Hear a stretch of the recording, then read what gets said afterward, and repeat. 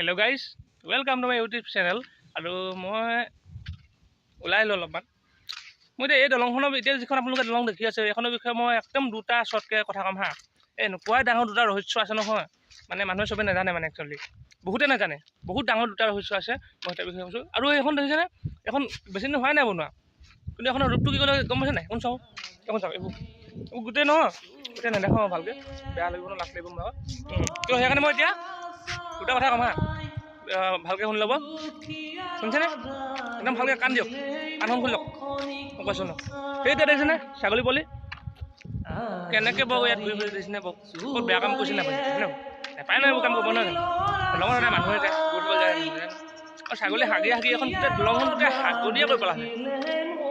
দলঙত ছাগলীয়ে গৰুৱে নাহাগে বাৰু, ছাগলী হাগি হাগি ন গোটেই দলংখনৰ ছাগলীবোৰ কৰি পেলালে। কি ক'ব, বহুত দুখ লাগি গৈছে মোৰ। নাপায় নহয়, নকৰিবা এইবোৰ ন।